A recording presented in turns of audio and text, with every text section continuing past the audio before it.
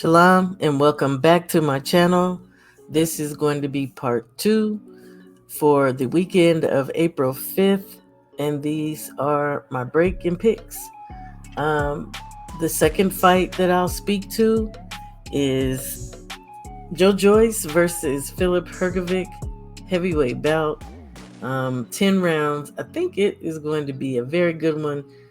Before I get into that, there are 2 fights on that undercard that I was looking forward to and am looking forward to.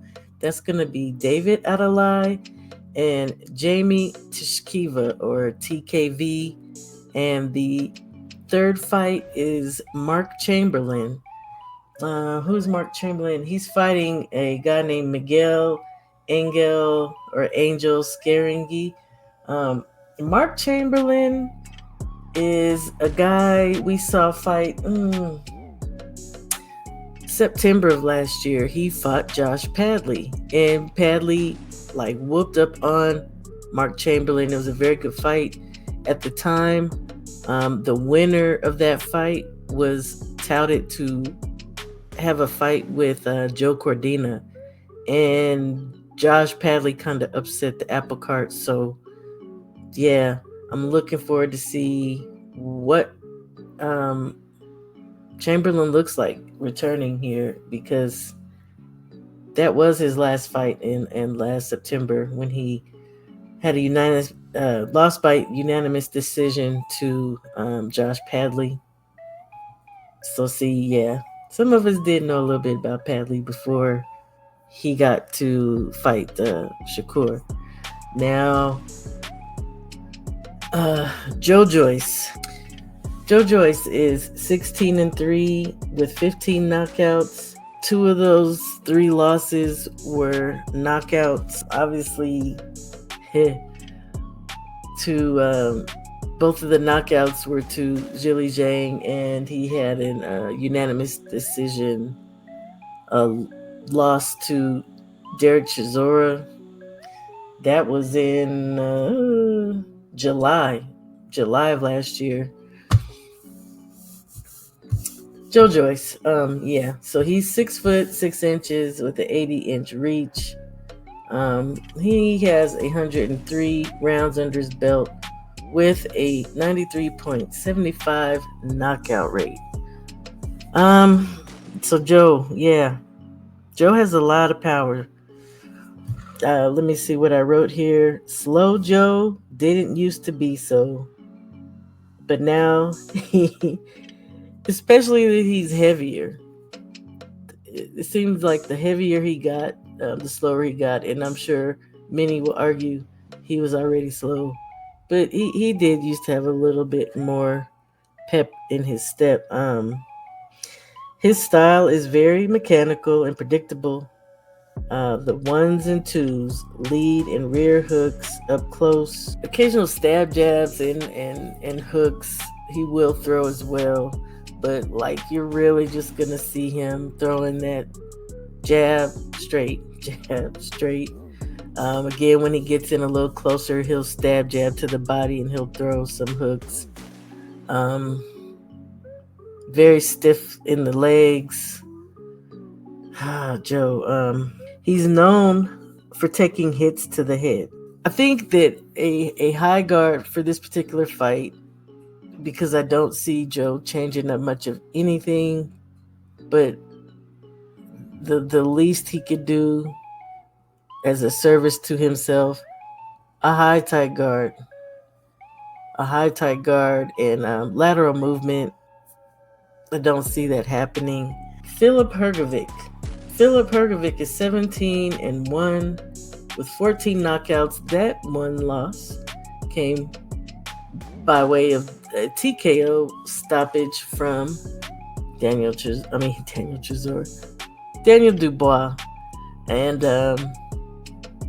he had some pretty bad cuts above both of his eyes. But to be honest, and from the beginning, Hrgovic was getting shots off on Daniel, but Daniel withstood, and Daniel fought back very well.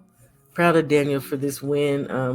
Hrgovic, if I recall, went into the fight very pompous, very full of himself, you know, leaning to some old sparring, trying to little boy Daniel. Yeah, it didn't work. Anyway, um, so yeah, Philip is 6'6". Also, his reach is unknown, but I'm going to guess his may be a tad bit shorter. When I look at his arms, if it's not 80-inch, like right on with um, Joe Joyce, then it may be a little bit shorter. But Philip, he fights at a long range, launching his shots. His bread and butter also seems to be the 1 and 2, and catching his opponents at the end of his shots, though. Whereas, and they're both powerful, but whereas Joe Joyce fights at a little bit of a closer range, and he's um, trying to punch through an individual. You got Philip Hrgovic, who's trying to catch you on the end of his shots, and he does launch his shots.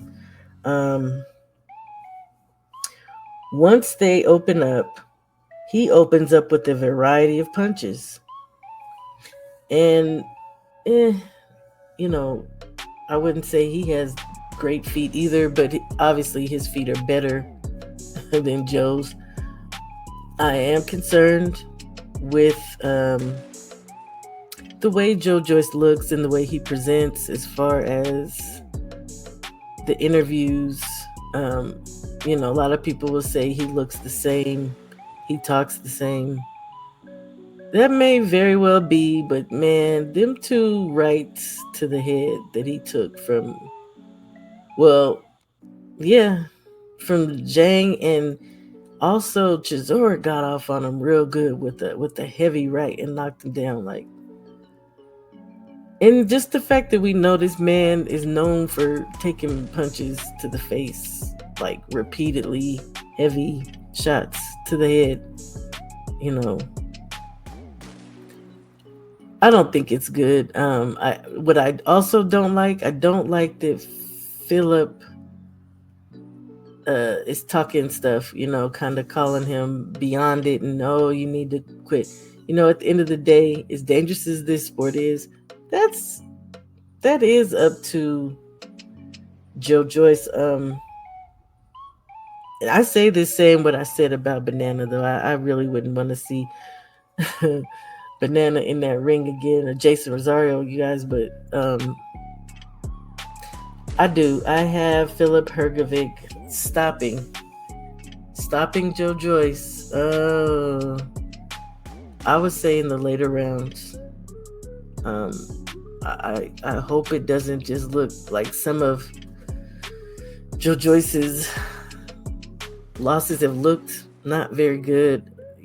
Sometimes for me personally, once these fights drag on, it becomes a little bit of a hard watch, but I will have him stopping him maybe like 8th or 9th round.